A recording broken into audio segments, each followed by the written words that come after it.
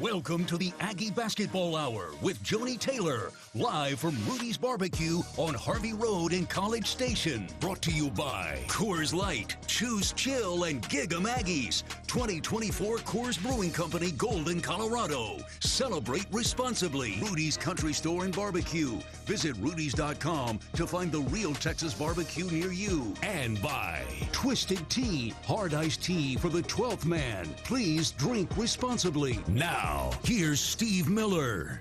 And hi again, everybody. Welcome out to Rudy's Barbecue. It is the Aggie Basketball Hour with Joni Taylor. I am Steve Miller. Great to have you with us tonight. We've got a great group here as we do on most Monday nights, and tonight is no exception. We'll be here until 7 o'clock talking A&M women's basketball as the Aggies get set to take on Georgia this Thursday, 7 o'clock, Reed Arena.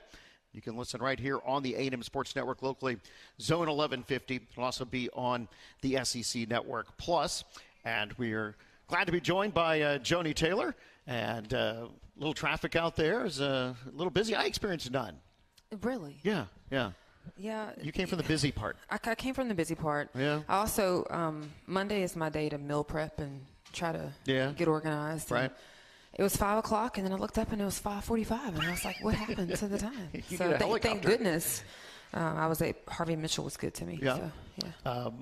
I love your red sweatshirt. Thank you. It's that's your sorority, correct? It's our sorority, Delta Sigma Theta Sorority Incorporated. We were founded on this day in 1913. Oh, really? And so this is our colors are red and white, and so today is Founders Day, and we're celebrating.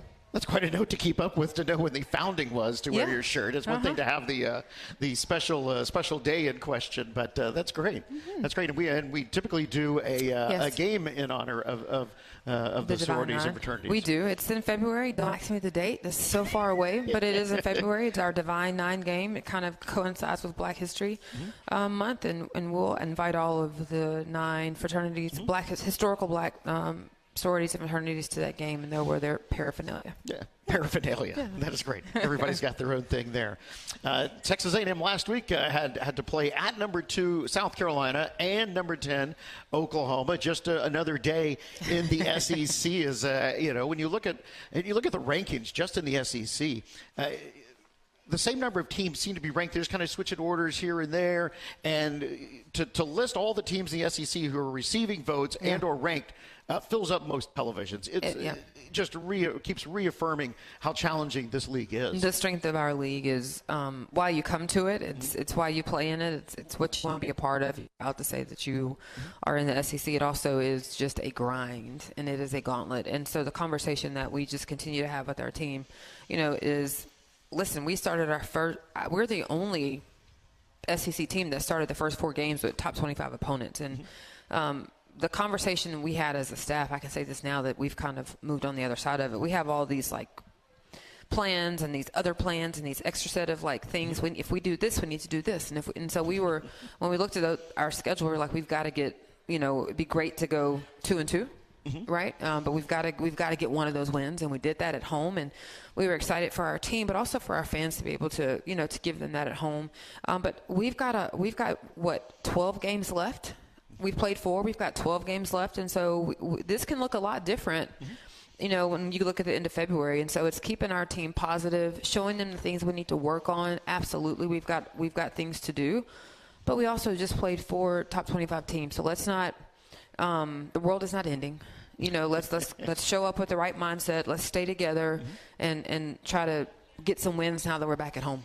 Yeah, and you look at where we started at last Thursday and where that ended, and how you react during practice. From that game against South Carolina last week. Yeah. What was the transition like from Columbia to here? And some of that had to do with some air challenges. Oh my goodness. So I was trying to figure this out. We played the earliest game on Thursday, 4 Central, and I was saying we were the last team probably to get home. We got home around 1:30 in the morning, just with weather, and we couldn't land here in College Station because of ice, and so we had to go to Austin. That's a 2-hour bus ride. Well, more than 2 hours on a bus, actually. So we got in around 1:30 in the morning. So you see a 4 p.m. game, and you're like, yes, we're going to get home at a decent time, and it's not what happened. I actually was talking to Christy Curry from Alabama, and they played in Austin on Thursday and had trouble getting out and really? could not fly into Tuscaloosa, so they made it home at 2 a.m. So we weren't the last team to make it home. The difference is they didn't play till 7 p.m. Our game was over at 7, and we still didn't get back. And so do you readjust things a little bit in that situation? You look at minutes played. You look at, I wake up on Friday morning, and I feel like I've been hit by a truck. Mm-hmm. And so if that's how I feel, how do they feel? The one thing that didn't factor into it that normally does is school is not in session, right? School today was the first day of school, so they didn't have school on Friday, so they could sleep. If they had to wake up and go to class or be at tutoring at 8 a.m. or a weight session, now they really are feeling really tired. So we were able to come back Friday and have a pretty normal day, all that being said.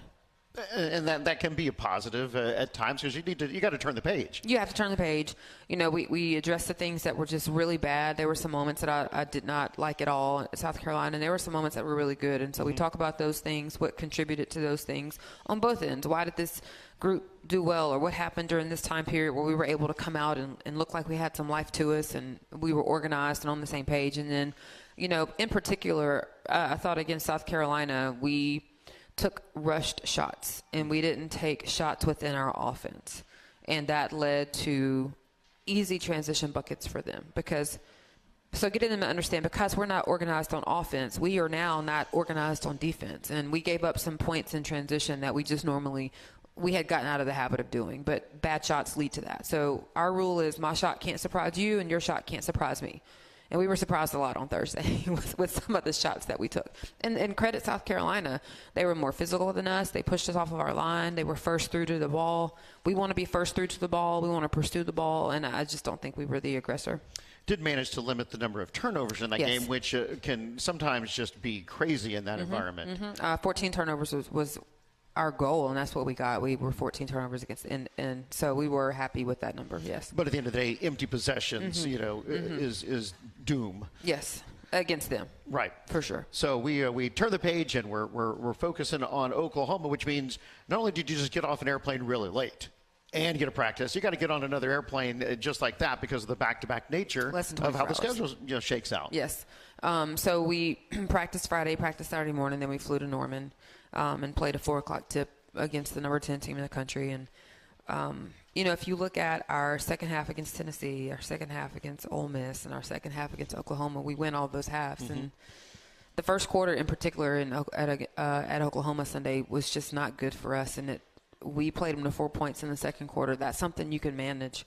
We've got to put 4 quarters together because we're not good enough to overcome the deficit that we put ourselves in. And the teams we're playing are too good to allow them to get that type of lead. And so, again, you go in at halftime, you make some adjustments, you have some conversations, and they come out, and we win the third quarter, and we win the fourth quarter, and we get 17 offensive rebounds, and we do all these things. And it's like, where was that in the first half? And so that's something that we as coaches have got to get figured out. We've got to help them figure that out. We've got to get off to better starts.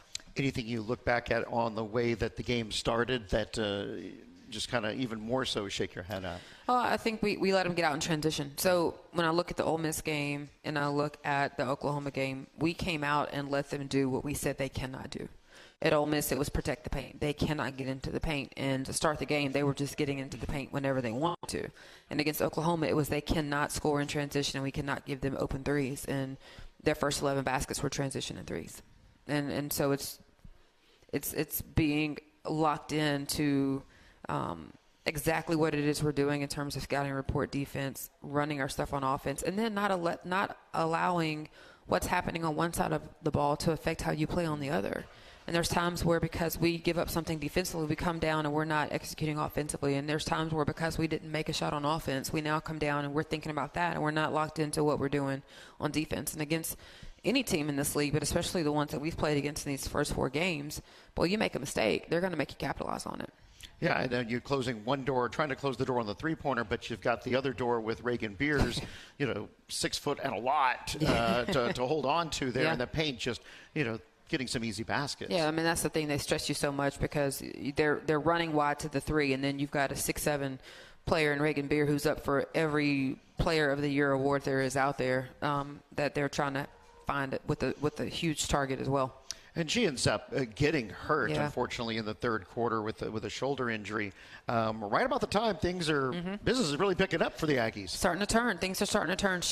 Her and Jada got locked up in some kind of way. I didn't even see it. Looks like her arm kind of got, Jada's right arm and her left arm kind of got hooked, and not saying there was any hooking going on during that game, but that one caused an injury. I missed it, and I just heard. I didn't know anything had happened until I heard her screaming, and then I said, "Oh goodness, Sandy."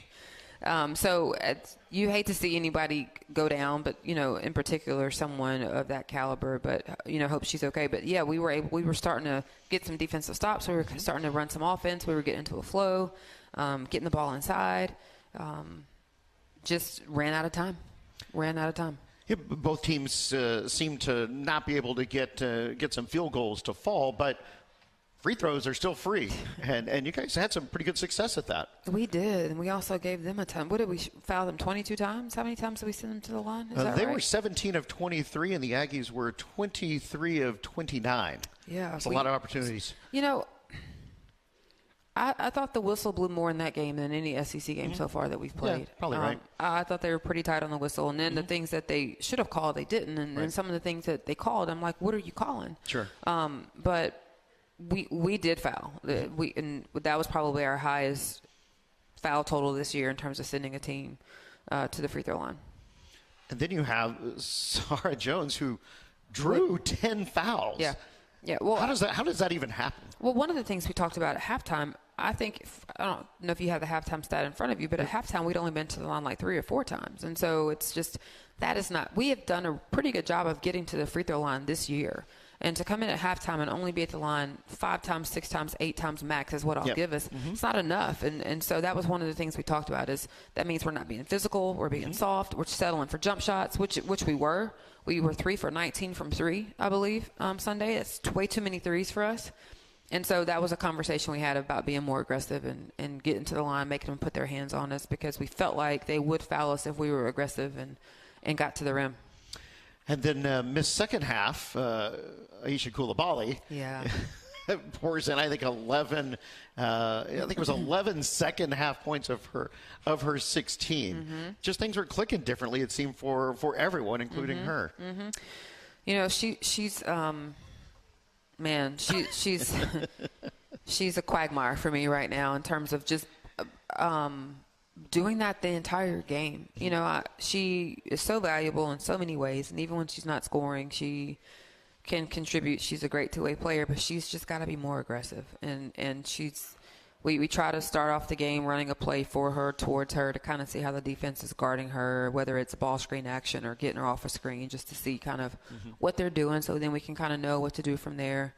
And she's just got to be more aggressive. She's got to be more aggressive for us to get going and have the success that we need to have. And so we've been telling her for a long time, like, you can't wait. You can't wait and get a feel for how they're playing you so you can figure out what to do. Like, you got to go. You got to go.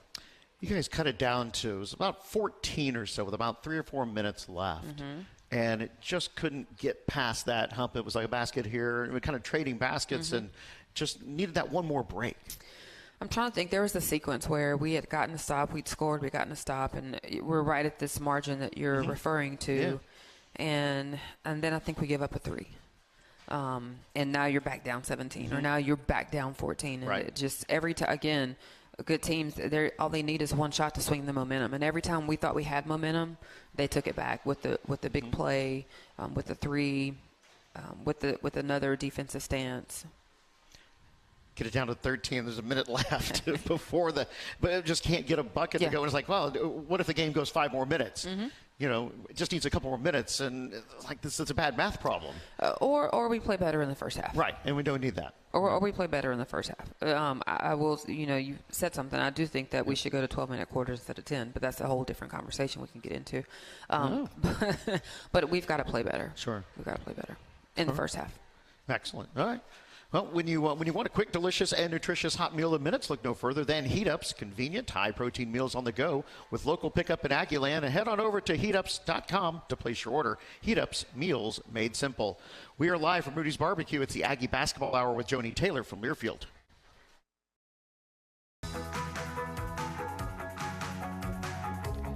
Head on over to your local Rudy's or Rudy's.com to place an order for their real Texas barbecue. Enjoy 100% oak smoked meats, delicious sides, and Rudy's signature sauce. And don't forget, Rudy serves made-to-order and grab-and-go breakfast tacos every day until 10 a.m. We are at Rudy's Barbecue. It's the Aggie Basketball Hour with Joni Taylor. I'm Steve Miller. Great to have you with us. Come on by as we are talking basketball for the next about 40 minutes or so as we get set to take on Georgia. That's this Thursday, 7 o'clock, Reed Arena. And you can listen right here on the A&M Sports Network. And hope to see everybody out there on this Thursday because Sunday is a bye. Yes. So it's kind of it seems early to me to have a bye. We get two. Right. Last year, I feel like our bye was earlier than this. Yeah, no, I think it was like after like 4 games or something. Yeah. I don't understand. You'd figure that would be part of the formula to you could get a bye after such and such. I mean, I guess that's better than having them 2 weeks apart or something. I think, don't quote me on this, but I believe one of the conversations with adding 2 more teams was just that byes were going to come earlier because you have to stagger them and there's rules to the bye. The person you're playing can't come off of 2 byes in a row before your game. Like there's all these rules and parameters that go into building the schedule. Something about the bye is one of them, and that adding 2 more teams was going to affect the timing of our byes. And then are there any considerations if you play the Monday night game? If it's your 3rd game that week, no. Then you go Monday, Thursday, Sunday. So there is, when we play Alabama on February 17th, that's not a bye for us. We just play that Monday. So we go Thursday, Monday. Gotcha. Thursday, Sunday. Didn't know if you could, if you play that on the road, then you have to play at home on the subsequent Thursday, or it doesn't matter. You just can't play all 3 of them on the road. Which rule came into place because that's what happened to us one time at Georgia. Oh, really? We had a Monday, Thursday, Sunday all on the road. Seems crazy. And no, that's not true. We had a Monday, Thursday on the road, Eastern Central Time Zone, coming back Eastern Time Zone, and then a 12 o'clock tip at home on Sunday. So, the computer spits out things, and they need a human sometimes to make some judgments. Absolutely. Georgia, any players that you recruited still on the Georgia team? No. Everybody's gone. Everybody's gone. Always, you never know this day and age. Who knows? They could leave and come back. You get a year, and That's get right. a year. Yeah. I mean, goodness, that could be a thing. What are you expecting from Georgia? You had a chance to look at them yet? Yeah, I have. They play a funky 2-3 matchup zone. They're feisty. They're really, really tough. They beat Missouri at home last Thursday, so they're 1-3 in the league. Same schedule as ours. But they play really, really hard. They've got 4 players in double figures and a freshman that's really, really good that can get downhill, guard. So they are going to come out fighting. They've got a toughness to them, and their zone makes things really challenging because it looks like a man, but it's not a man. It's a matchup, and they muck it up a little bit in terms of how they play that zone. Do a great job in it, and so we expect to see that most of the time. They will go man. And then they want to play really fast in transition. Are teams trying to slow their opponents up by doing defense like that? I think so. And it's just part of who Katie is. Like she, that's her style. She's played that everywhere she's been, and she's been really successful doing it. Yeah, that's you just never. You come out there and you stand. What are they in? And, right. and either you just got to go or not go, and a lot of onus on the point guard, I assume. We teams that we play that make it challenging to know if we're man or zone. We put a package together of plays where you call any one of these plays and it's going to work versus the man or the zone, so that we don't spend so much time, especially in the first half when they're on that end of the floor and she can't hear me trying to tell them what to get into. What have you thought about your point guard's development so far? I know it's a recurring question, but it's a recurring interest. Well, you look at Soleil in the Ole Miss game, and you want to bottle that up. Yeah. I bragged on her a ton because we were really hard on her that week, and I thought that South Carolina, they came out and jumped on her left hand, and it bothered her, and she never really recovered from it. So she, to her credit, tried to address that in practice. Like, she went up to the practice guys and was like, hey, guard me the way they guarded me, and so that's something that you want to see from her. And Erica is continuing to figure it out and learn it. And we, again, she's on minute restriction. And so she gets into a flow and then it's time to sub her out. Right. So just a constant thing of teaching and learning. And this is what I would want here, or manage the game in this way. And so it's ever evolving. In this day and age of the film and the video now of being free, I mean, there are no secrets. None. So you can't hide from anything. You can't hide from anything at all. If you have a weakness and teams do their work, it's going to be exposed.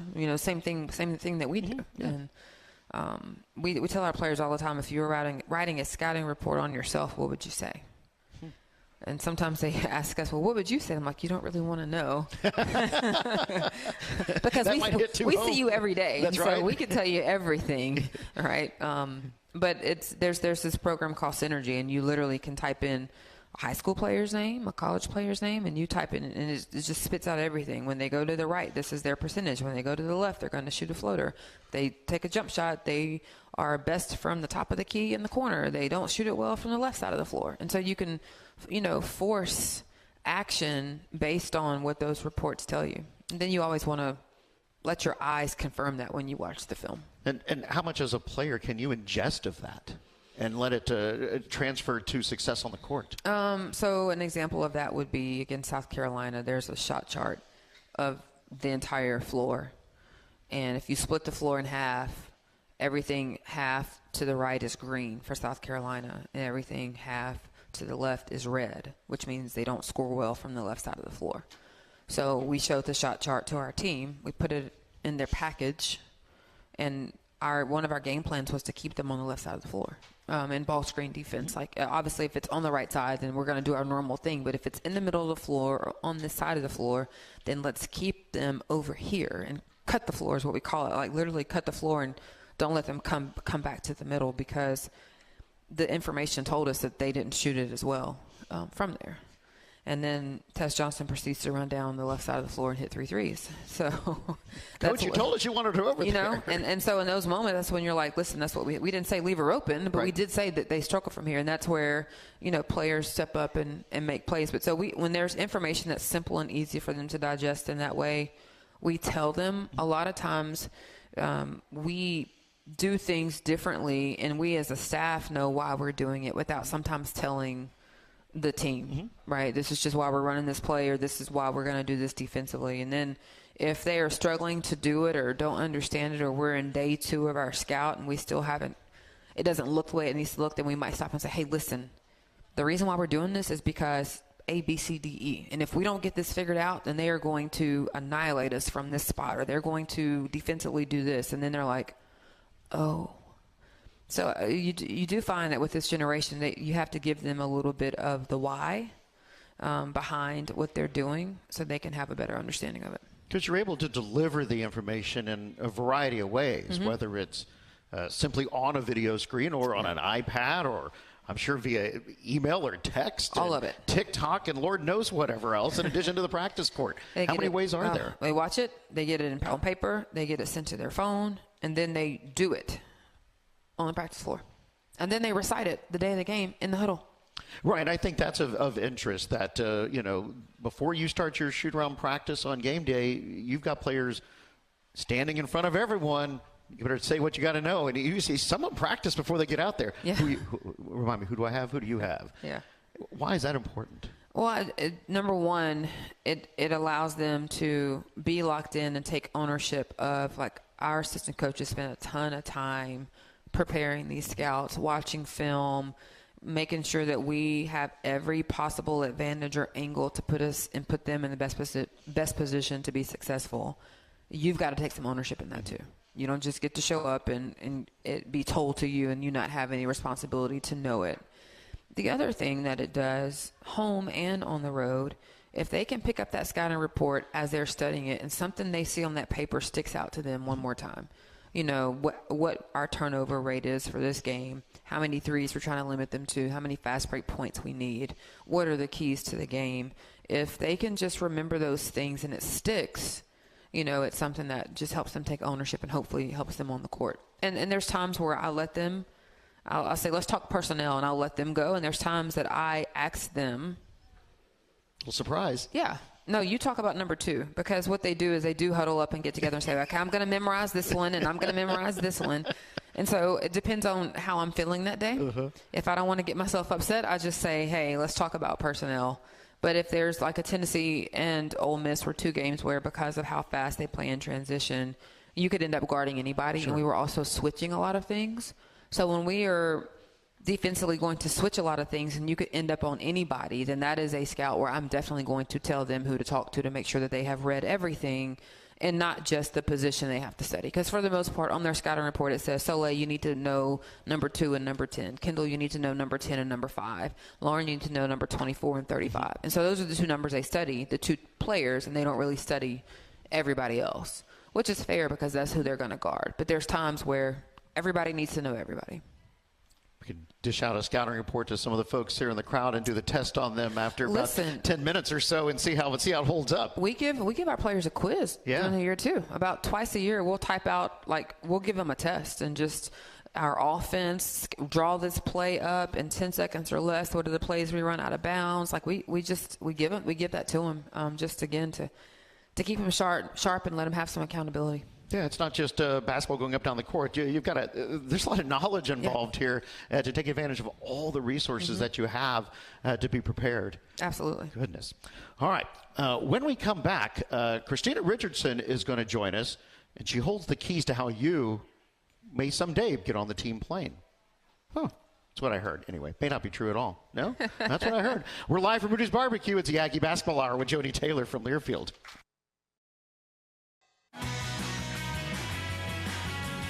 Costa Vida Fresh Mexican Grill, we source high-quality ingredients and make our recipes from scratch every day, starting with our fresh tortillas to our chips and queso, Baja Bowls, quesadillas, tacos, and more. Find us at CostaVita.com or in South College Station today. We're back on the Aggie Basketball Hour with Joni Taylor. I'm Steve Miller. We're here at Rudy's Barbecue. Reminder, there is not a Aggie Basketball Hour with Buzz Williams today. The guys are on the way to Lexington to take on Kentucky tomorrow. So can listen or watch that game tomorrow. Should be an exciting one for the guys at Kentucky. We are joined by our Director of Administration and Special Projects. Did I get that right? You sure did. Thank you, Christina Richardson. How are you? Doing great. How are you? You were doing your civil duty today. I was at jury duty today from 8 to 4:30 and ran over here. So quite the day. They got a full day out of you. Yeah, quite the day. Quite the off day today. Yeah. And you got selected or didn't? I did not get selected. Okay. All right. I did not get selected. Right. Yeah. So now that I didn't get selected, I won't talk about the case, but I was just starting to tell Steve up here. So if we haven't talked about it before, in our staff meetings, something Joni started a couple years ago, we have a segment of our staff meetings where we talk about news. So somebody reports on world news, somebody reports on state news, I report on local news, and then we have staff news if anybody has any personal stuff going on, just to keep everybody in the know of kind of what's going on. It sparks some pretty entertaining discussions a lot of the times. But so after you're released from jury duty, you can look up the case, you can talk about the case. So I get in my car, and of course I'm like, I want to know what I just spent 8 hours in here. I want to know what the case is. And I Google it, and it turned purple. The article was purple on my phone, meaning I've clicked on it before. Oh, goodness. So I was like, what? I was like, I know about this? I was like, what? And I clicked on it, and it's something that I had reported on in local news a year and a half ago in the office that we talked about for a long time. Oh, wow. So it was a full circle moment. So it was pretty crazy, but it was a really good experience. Yeah. I would suggest everybody who's called to go. I learned a lot. Mm-hmm. Not super sad that I didn't get picked. It was going to take quite a while, but it was a cool experience. Did you have to switch seats? That's always what everybody wants to know. So where do you sit? And that's kind of how it shuffles. I did switch seats a couple times. Yeah. Mm-hmm. Were you near the front, near the back? I was right in the front. Oh, wow. Yep, juror number 5. Goodness, how'd you get here? Yeah. Wow. I don't know. Man, you must have had something look in your eye or something. Wow, that's a seat of you're going. Yeah, I was ready. Wow. Well, cool. Good for you. Yeah. All right, what else is going on? A lot of exciting stuff. We just had a really cool event. So our Fast Break Club is our support group, our booster club. We have a lot of events throughout the year, continuing to grow every year, do new things.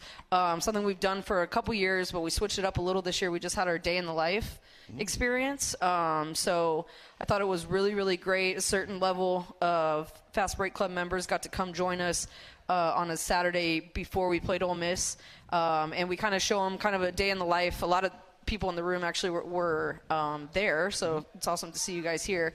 But we kind of put them through a day in the life of what it looks like, what our student athletes go through, the resources that they have. So we actually this year switched it up, and we went over to the new SIN academic and wellness building, because our players spend honestly a majority of their time there. When they're not in the gym, they're in that building, because there's everything from nutrition, NIL, academics, sports psychology, sports science, all of that stuff is housed in that building. So we got to take our booster club over there and go through the nutrition area and find out about the resources in there. We got to talk about NIL resources to our student athletes. A lot of times that people ask, like, we're giving this money, we're supporting, but is anybody teaching the student athletes kind of what to do with it? And there are things in place. So they got to learn about that from that side. Tour the new academic space, tour all of the offices. Everybody over there did a really good job. They got to go through the scouting report for Ole Miss.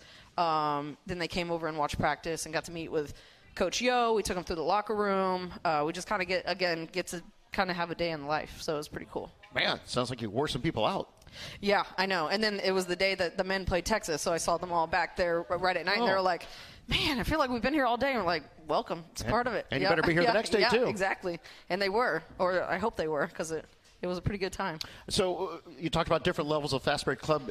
If people who aren't in the Fast Break Club, how do you get involved, and why should they get involved in the Fast Break Club? Yeah, the why is easy. I mean, the access that we give, I think, is second to none, especially here at Texas A&M. I think our whole staff, I think we do a good job of wanting people to come, get that access, but also being protective of, hey, we want you in the club, and that means we're going to give you exclusive access that we don't give to other people, because we want that to be special just for you. So we do have different levels. We have different stuff all throughout the year. We have a welcome back party, which is my favorite event of the year, kind of in October to jumpstart the season. We have pregame meals throughout the season. You have the opportunity to be a guest coach and actually sit on the bench for the game. We'll choose people from the Fast Break Club to travel with us, kind of as you mentioned, throughout the season. So again, there's so many perks, and just getting to be a part of our family, us inviting you in, but also you inviting us into yours. And then especially for our student athletes, most of them are not from here. So it's just kind of that second family that they get to have. So it's really special. I love it. So really important. And then if you do want to join, you can email me. My email is on the website. But also you can go to 12thman.com, and under the women's basketball, there's a tab for Fast Break Club, and it sends you right into how to register right there online. So people can join right now if they're not already involved, and start taking advantage of some of the perks already. Yep. You'll get them where they need to go. Absolutely. Wear them out on the way. Yep. All right, so alumni games coming up. Yep. And no better opponent than the Texas game. Yep. I mean, I can't think of a better distraction for the the other team. That'd be great. Yeah, February 2nd, we're having our reunion game for our former players, former staff, former managers. So super excited about that. Just renewing that rivalry. It'll be nice to have a lot of friendly faces in the crowd. You know, we have some former Aggies over on the other. We'll be on the other sideline as well, shamelessly wearing the burnt orange, which is insane to me. But they've made choices. They've made choices.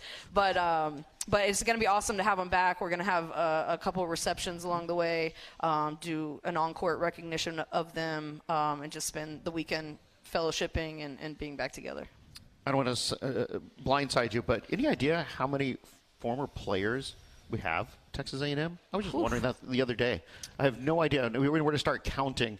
Right. Because it's not like you have 20. It's like you have 15 new players every year. Every year. Because you have this. It's some crazy math problem. And again, some folks have no longer with us, and so you try to keep up with an active database. But, Yeah, we're doing our best with the active. I would have to count. I'm not sure. A couple hundred for sure. Oh, that's cool. Yeah. So and very involved. So we already have about 50 to 60 signed up and then we're a month out. So I expect a few more than that. So I'm excited.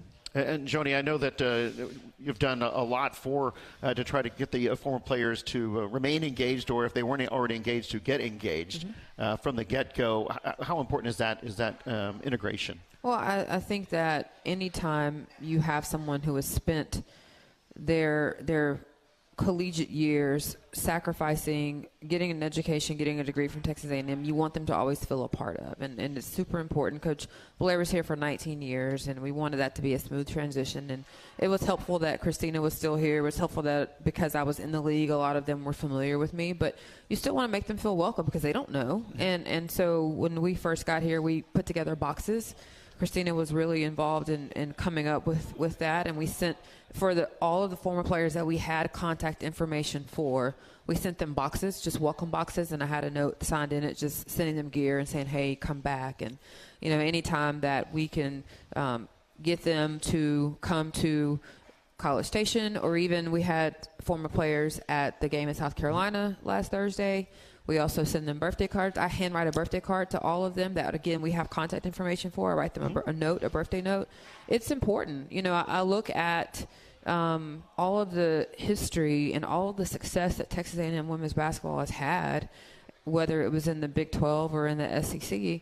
We didn't do that. That was here when we came. And so how dare we not reach back and continue to make those people who were responsible for our success feel a part of our program. I also think it's important for our current roster to meet former players, to hear their stories, to hear their experiences, to hear, the 94 team is coming back and they're going to get recognized, and to hear them talk about, we bust places, or we didn't have 5 different uniforms. We had a white and we had a Arena maroon. was a field. Right. Yeah. Just to hear the sacrifice that they made so that we could have what we have now, all of it is so important.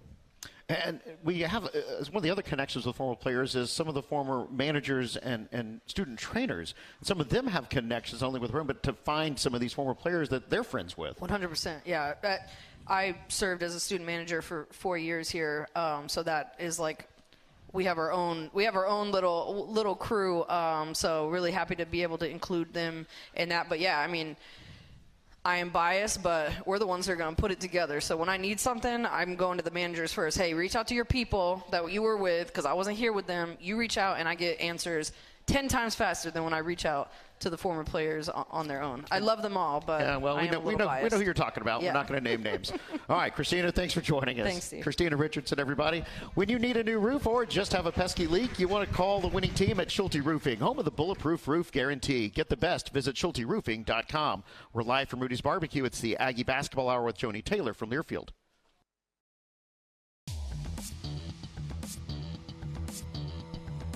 Texas Farm Bureau Insurance wants to give you a VIP Aggie basketball fan experience this year. Go to 12thman.com/maroon contest and register.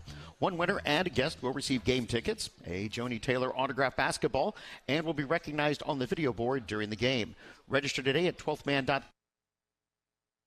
Texas Farm Bureau Insurance is a proud partner of Texas A&M Athletics. We're back at Rudy's Barbecue. It is the Aggie Basketball Hour with Joni Taylor. I'm Steve Miller. Texas A&M getting set to take on Georgia. That is this Thursday at Reed Arena, 7 o'clock. And looking forward to seeing everybody out there. And again, we will be here next Monday again for another edition of the Aggie Basketball Hour with Joni Taylor. That's next Monday, January the 20th.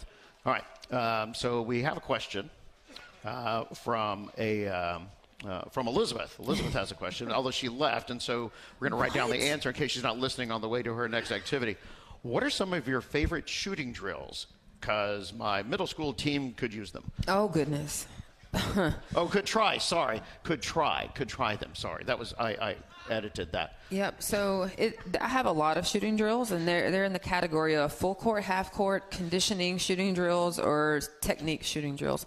Mm-hmm. Some of my favorite shooting drills, we have, this one's always competitive. We have best of 10, and we shoot rounds of 2s and rounds of 3s. So 5 rounds of 2s, 5 rounds of 3s, 30 seconds apiece, and we rotate in and out. And half of the team is on one end and half is on the other, and at the end of 30 seconds, they call out how many shots they made.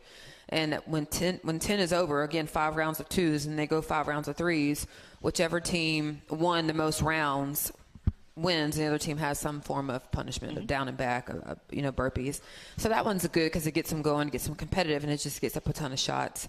Half court or full court competitive shooting is one that's going to condition their lungs, and also they get layups, they get jump shots, they get threes, they get pull-ups, so they get the wide gamut of all facets of shots. So those were the two that I would say that Elizabeth's team could do, and they would have some fun with. And one of them is like spot shooting, skill, and one of them is conditioning and pace.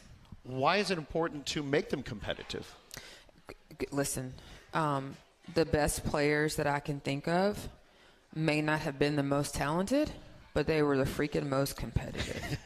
You've got to have just a bit of that in you, a lot of that in you at this level. And that's what, when talent meets talent, habits and competitiveness and toughness is what's going to win. And in this league, talent meets talent every single day. And so if we don't have an edge to us, if we don't have a competitive element to us, if we don't want to win, then we're in trouble. I mean, you've got to always – it's one thing to want to be better than the other team, but don't you want to be the best on your team? Absolutely. Listen, everything is a competition. Yeah. Darius and I were brushing our teeth the other day, and I'm competing with him, and he doesn't even know it. And I'm just like, everything is a competition. Everything. Listen, I'm on the extreme side of that. So I go to Orange Theory Fitness at 5 a.m. You can find me there on the Wellburn. And today was the mile challenge. And I just haven't been working out like I normally do. So I went back Christmas Eve for the first time since May to Orange Theory. I walk in today, and I knew it was a mile challenge. And so I was telling myself all night long and all this morning, I'm having a pep talk with myself. And I'm saying, like, you're not going to beat your PR. My PR is like under 7, like 6:50 is what like my best mile time is as of last year. And I'm like, you're not in shape to beat your PR. Don't even try to beat your PR. Your goal today is to finish the mile in less than 8 minutes. And that is my plan, and I am confident in my plan until I walk into Orange Theory and get on the treadmill. And I'm literally like having to tell myself, like, you're going to kill yourself trying to. And so it is very hard for me not to just, when I get in that moment, everything is a competition. It should be. I mean, that's another trait of highly driven people. Man. All right, we've got to take another break. We'll come back and answer a few more of your questions. We're live at Rudy's Barbecue. It's the Aggie Basketball Hour with Joni Taylor from Learfield. Howdy, Ags. I'm Wade Taylor, proud member of your Fighting Texas Aggie men's basketball team. For 75 years, the 12 Man Foundation has funded Texas A&M athletics, empowering generations of student athletes like me to pursue our dreams at the best school in the world. Thanks to the generosity of our dedicated donors and season ticket holders, I have access to world-class facilities, exceptional resources, and incredible opportunities that help me succeed both on and off the court. And we're just getting started. Visit. The 12th Man Foundation is the official fundraising organization and ticket provider for Texas A&M Athletics. Support a 75-year legacy and help shape the future of Aggie Athletics by donating today at 12thmanfoundation.com. We're back on the Aggie Basketball Hour with Joni Taylor. I'm Steve Miller. We have a few more moments. We've got a couple of questions from the audience we haven't quite gotten to. Whatever you're preaching at halftime, you want to bottle that up for the pregame? You want to flip that around? You know, it's so funny. I've got asked that question a few times just because of how we played in the second half. Yeah. There's not this rah-rah message. It's very plain of, like, this is where we are, this is what we have done well, this is what we haven't done well, and this is what we've got to do to move the needle. Like, it has not been – I have not gone in and yelled and fussed and cussed. I haven't gone in and, you know, I've just reminded them of what we're capable of, and, like, very matter of fact, like, we've – you know, against Oklahoma, against Ole Miss, like – by the time we get to 6 minutes, we have to be 12 or less. By the time we get here, we have to be at this point, which is the same thing we do before the game. And so I don't know what the difference is in halftime. We've got to really, as a staff, take a look at that. But there is not I hate to disappoint, but there's not this. My best motivational speech is before the game. Yeah, maybe right. I should do it at halftime instead. I don't know. But, yeah. During the Oklahoma game, I believe it was Aisha Coulibaly went down, maybe had a little ankle turn or whatever, ended up getting her shoe tied right in the middle of the court by Sahara. It was a good example of some teammates and friendships, I guess. Good to have that. Other than tie your own shoe and walk away.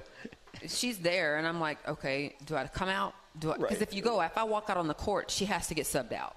And so I always want to go out there if we have a player down, but I'm also trying to discern between, like, especially with AC, because she's on the ground a little bit. And so her and Sahara, I think they compete for who's on the ground more. Sahara. They were just taking a break. Luann and Sahara. Yeah. But I'm there, and I'm like, okay, do I go? Do I not go? And then finally the ref is like, she's fine.